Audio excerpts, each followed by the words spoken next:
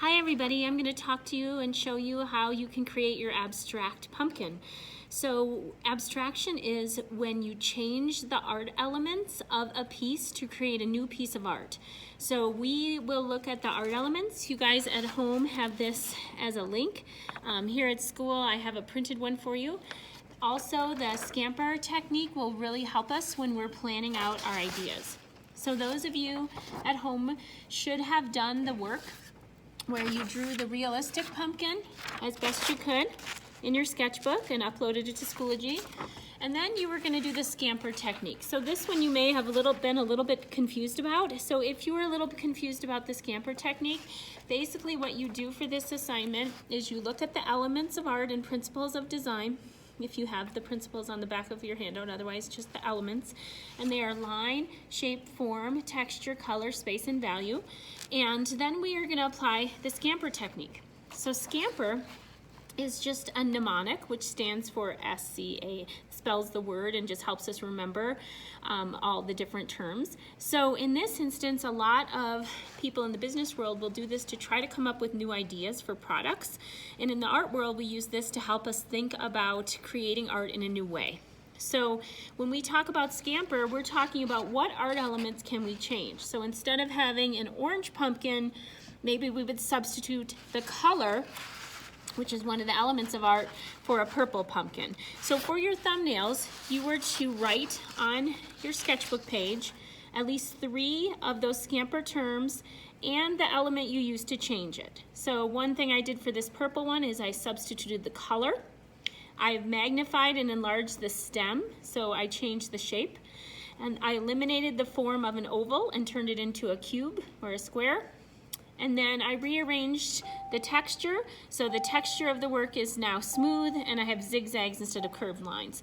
Now you only had to do 3, but I did 4 examples here.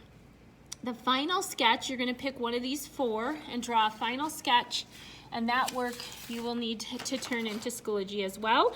And then you can decide, do I want to make this one, or after the demo, do I want to make a different one? You don't have to make the piece that's exactly your sketch. Okay, so in a previous video and in class, we made our realistic pumpkin. Okay, for the realistic pumpkin, we were really trying to make it look real, and eventually you will decorate that with something called underglaze to help you make that. So that was the first piece that we made, is the realistic pumpkin. Now we're going to talk a little bit about ways to abstract. So if you did the assignment where you did the vocabulary, you learned about stylized. So this is the stylized pumpkin. Okay, stylized means that it doesn't look exactly like the pumpkin, but it's very symmetrical and it's very easy to tell that it is a pumpkin. Usually this is what you would buy at a store. An example of a stylized pumpkin would be a jack-o'-lantern. Okay, it's kind of cute, very symmetrical. Then we have abstraction. So abstraction is where we completely change the art elements of it and make it a new piece, but we can still tell that it is a pumpkin or close to it. So the way this artist abstracted their work is they rearranged the colors, even though these are pumpkin colors, and then they added thicker stripes for the pumpkin ridges and a more modified stem, and of course the form is now a cube instead of more of a sphere. And then finally, non-objective. So non-objective, that means that you can barely tell that it once was a pumpkin. So this would look like kind of those warty pumpkins, but you can barely tell what it is. So these different methods of making them, there are different methods of making these. So we're going to review those today, and then you're going to use that when you guys are actually making your clay pumpkins. So I'm going to set this aside and then we'll start on the ideas for our clay pumpkins. So if I was to remake my sketch of my final one, then I would make the pumpkin the way that I made the realistic one with the pinch pot method. So just a review of the pinch pot method. You would take your ball of clay. Remember to squish that ball of clay to make the circle. Don't try to roll it. That is not as effective. Or kind of gently pat it. And then you put your thumb about 3/4 of the way down, and then pinch turn. If you start to get cracks, smear it with your thumb. Do not add your slip. That slip actually just creates more of a mess and does not make your clay any less workable or plastic, okay? So if you have those, you just smear them. And then you were to close the form by pinching and turning. And then you may have gotten a stem this way. Otherwise, you could score a stem on. Now, this is not the abstraction. This one is the method that we use to create the real one, but I could make this abstract. So some of the things that I could do to make this abstract is you guys have sticks at home, like this, or at school, and you can use that to paddle it to flatten it, or you can simply use your hands or the table. And that is how you could make more of a cube form for your piece. So in nature, things are organic. That was one of your vocabulary words. But now I am making this geometric, okay? So I can form it.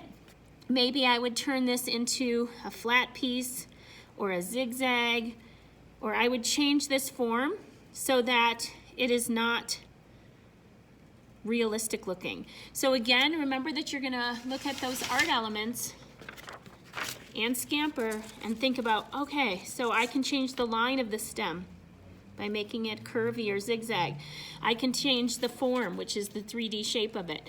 I can change the shapes. So for example, instead of carving in like we did, we actually rolled, we didn't carve, but instead of putting in the ridges like this, maybe I would put in 3D ridges. So remember, if you ever add any clay onto something, that you would need to slip and score it.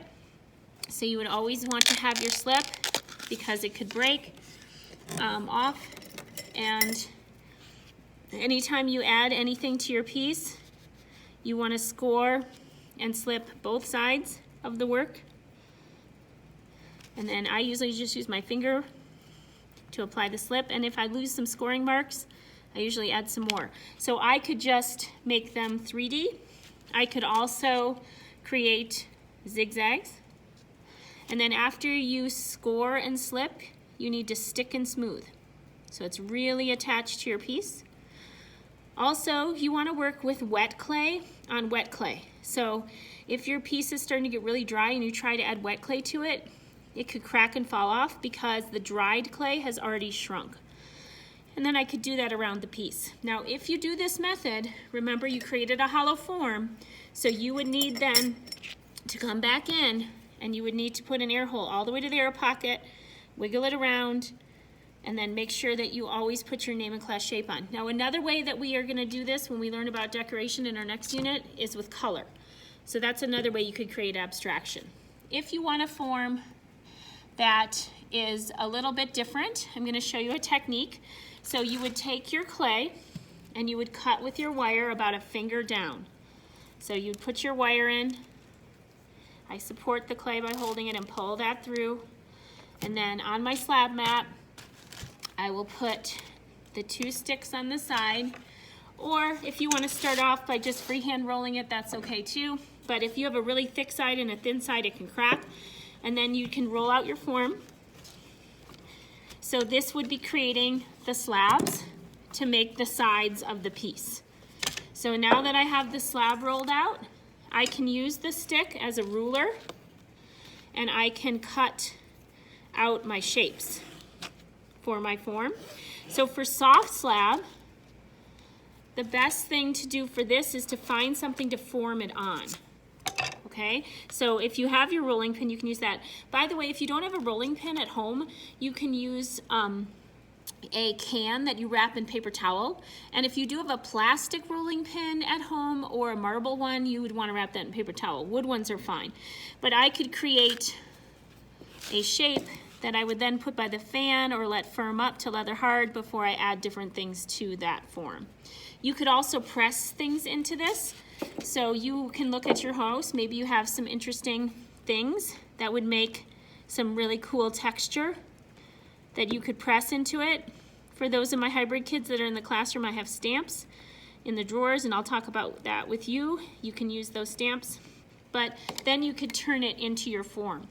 Also, I do have a template, and I'll put it online, so you could freehand try to trace this template, or you could print it if you have a printer.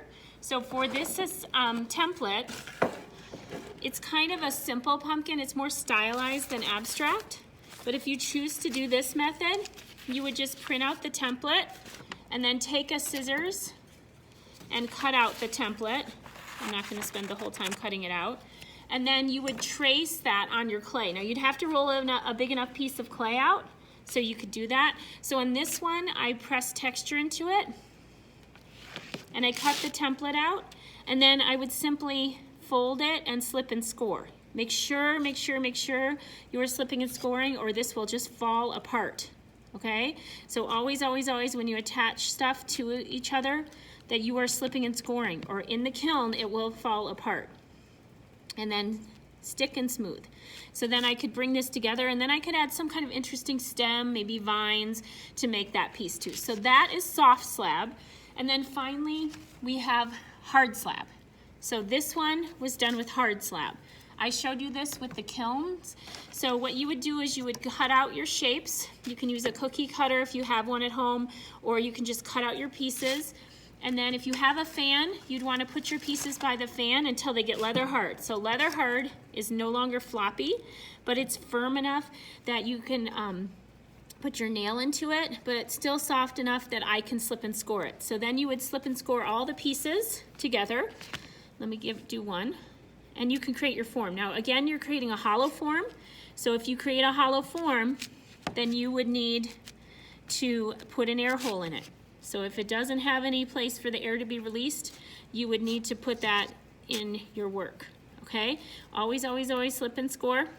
Now, if you're doing the hard slab, that works, but it's hard to stick and smooth. So you should take a little bit of your soft clay and roll out a coil, and then you'll smear that in the seams. And then don't forget also to do the side seams. And then if you're able to flip it over. If you can't do it now, wait till the form is more put together, and smear soft clay, not slip, but soft, fresh plastic clay into the seams, and then there's less chance that will crack. Also, soft clay is a much better filler than slip, so if you have wrinkles or cuts, if you smear soft clay into it, it can become smooth again. And then that is how you can start to build a form that is more like a cube or geometric. Those are just starting points.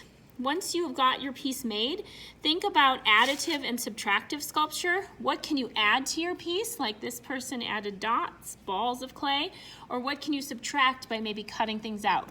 Remember, for this assignment, we are not making a jack-o'-lantern. If you have free time, you can make one, but we are making one real one that we've made in class already, and then one abstract one. That's the assignment. Please email me if you have questions.